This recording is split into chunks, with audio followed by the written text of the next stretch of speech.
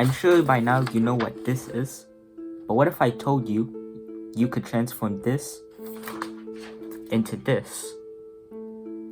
Well, this is the Japanese art of origami, aka the art of transforming a square piece of paper into something beautiful using usually just folds, no glue, no tape, no thread, basically no assistance other than just folding. Modern day origami typically uses special paper which is more resilient when you fold it so that it won't crease or wrinkle as much. And also, origami paper typically has some sort of pretty pattern on the front and just a plain color on the back. So in other words, it has a pretty side and an ugly side. Now, origami nowadays has a lot of variants. The one important to me is the Vietnamese variant called Truc Chi.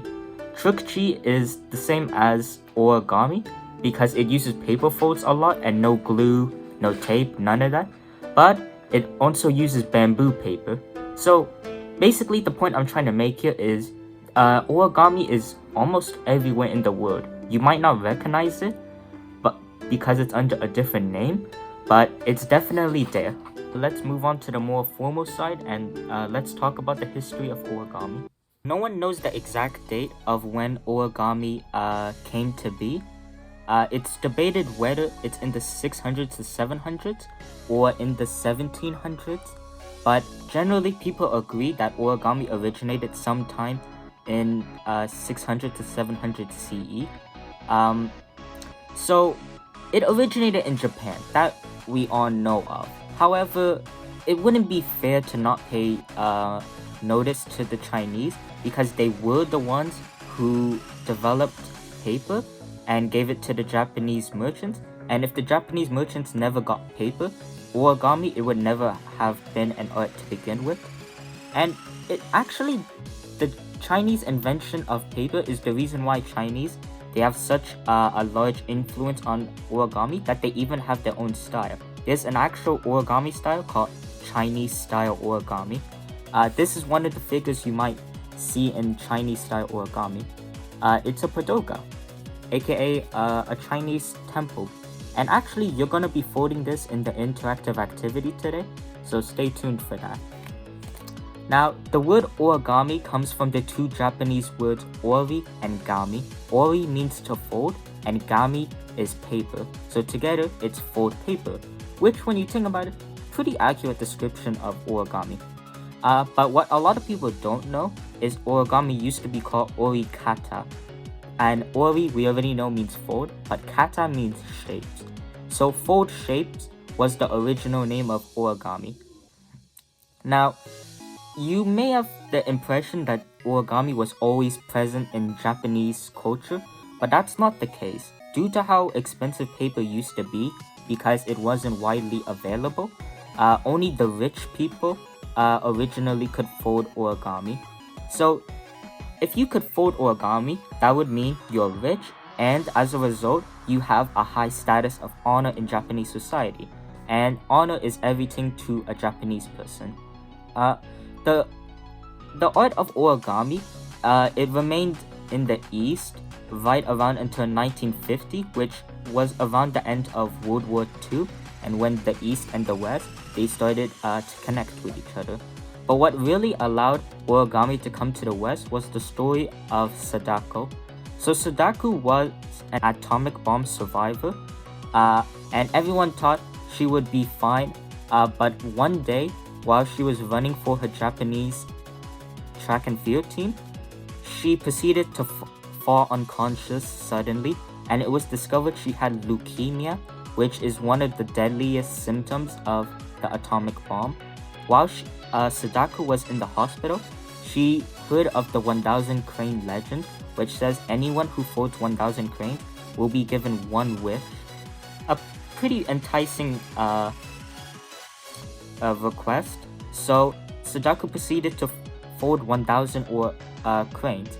At least she tried to. When she got to around 600 cranes, she started becoming so weak her fingers could barely move. And sadly, she did proceed to die of leukemia reports say she folded around 634 origami, and her last crane she folded was a golden one, which represents long life and longevity. So overall, it's a relatively sad story, but it's how origami spread into the West.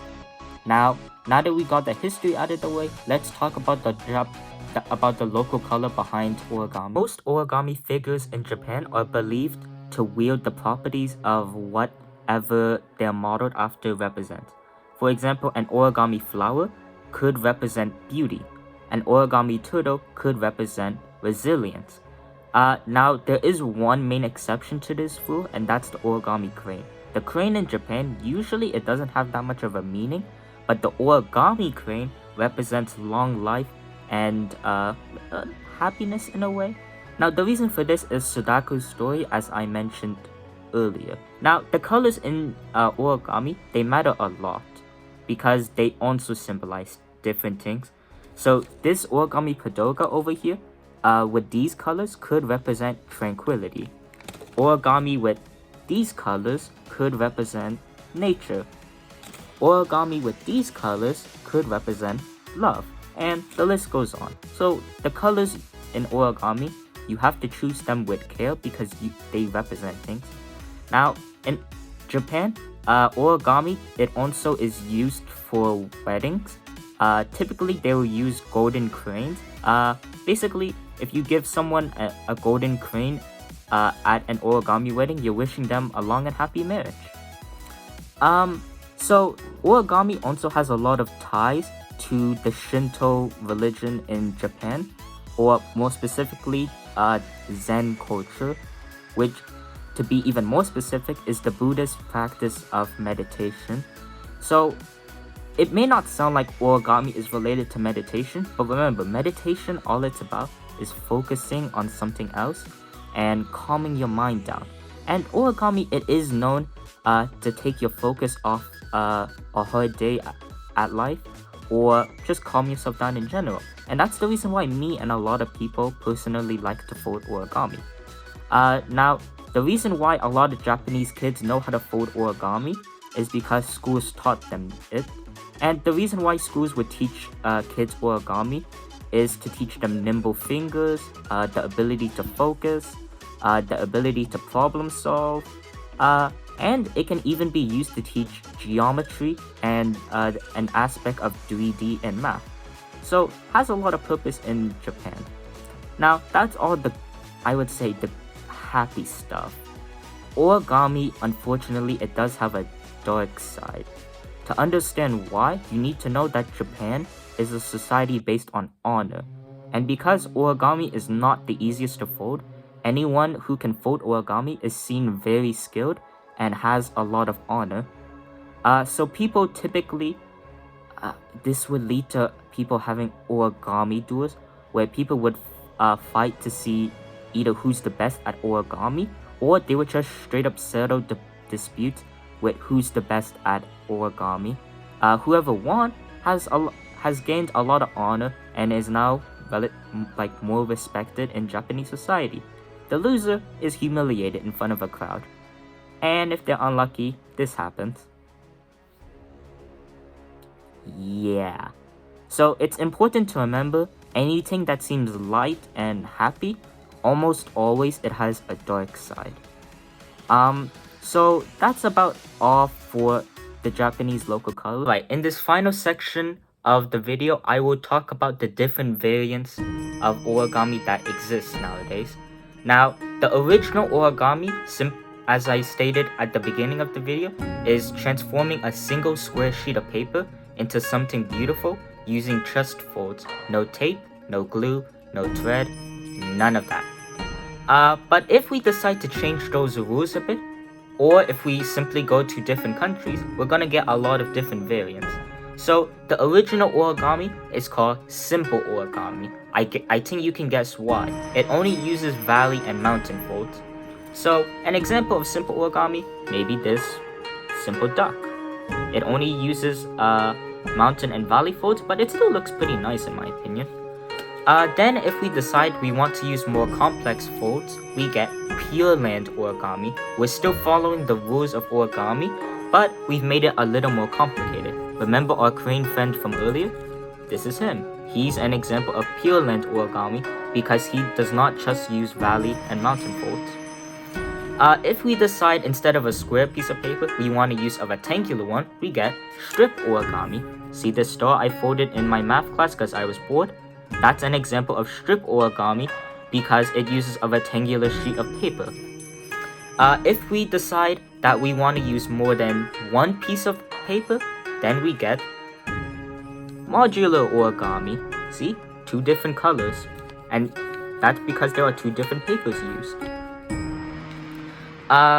Then if we decide to go to China, we will get Chinese style origami.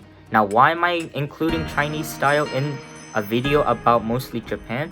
Well, it's because China undoubtedly has a very big influence on Japanese origami, and you can see it in the way that a lot of Japanese origami today, they came from China. Most of the origami in Japan comes from Japan, obviously, but some of the origami figures, like this padoga, which you will be folding interactive activity, did come from China. So that's why I thought it was fair to pay a shout out to China, because they have influenced Japanese origami quite a lot, actually.